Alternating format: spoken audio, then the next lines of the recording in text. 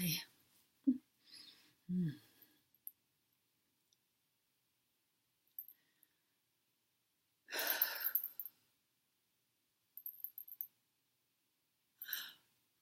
Mm.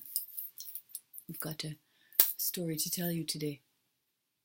We know you enjoy these tales. It is as if you are small ones sitting about, waiting for us to tell you a story, and you're staring and you can't wait to hear it.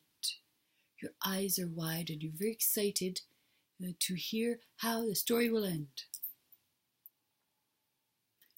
You're paying attention to all of the details. And you are sitting in a trusting place and a hopeful place that the story will be good, that you will laugh, that you will be happier or different when you leave. Perhaps you will cry if it's a sad tale, or maybe you'll scream if it's a scary tale, but nonetheless, you want to know what it is. So you're sitting and sitting and waiting and waiting and waiting, so patiently for the story to begin. We are like the storyteller. Yes, you see us like an old man with a cane, the long white beard sitting here. We get all settled. We say, all right, gather about. We're going to tell you a tale.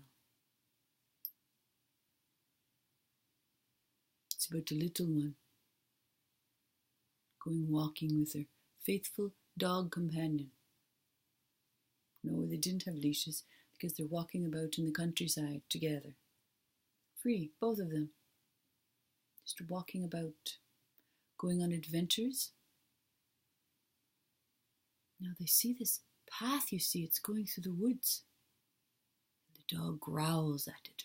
Arr.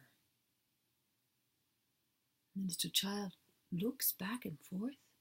What are you growling at in there? We can't see anything.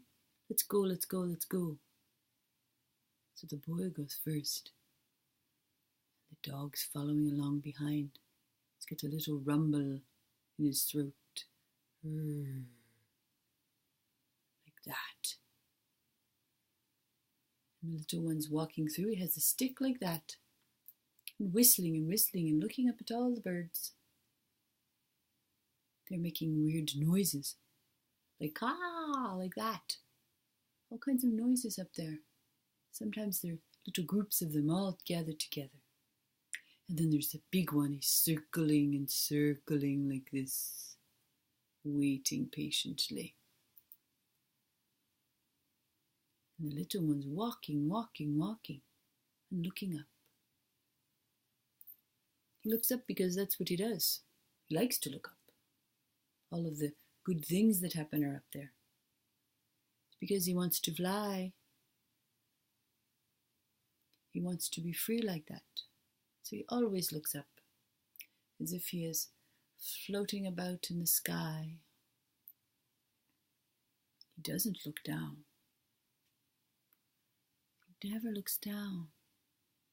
That's why he can't see what's going up. You see?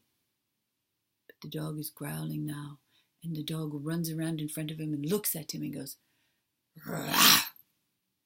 Don't move." So it gets the boy's attention, you see, and he looks down at the dog. Of course, there's a big hole in front of them that they would fall into. The boy were looking up at the birds in the clouds. But the dog has stopped it. And the boy turns around and they get out of the woods together.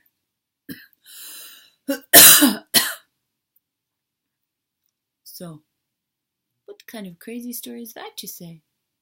What's the end of that story?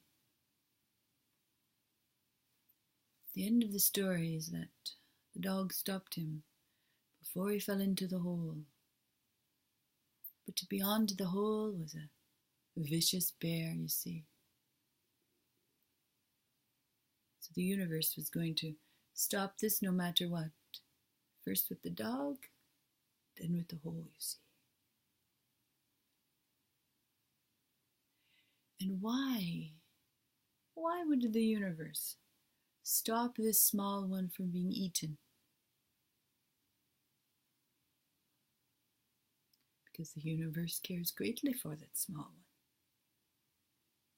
Because it is precious and it has not finished what it has come to do. It has not completed what it set forth to accomplish in its lifetime. So, it has a companion who is watching out, who is caring for and guiding it at times.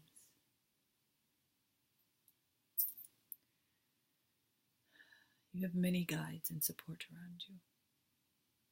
To keep you out of holes, to keep you from being eaten, while you envision the most spiritual experience you can have, which is by looking up.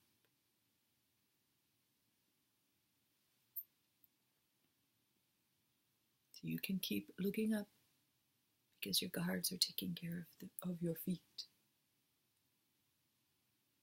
Because you are precious and important.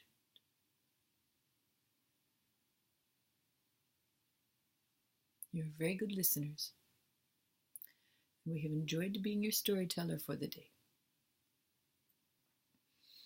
There is much love here for you. Namaste.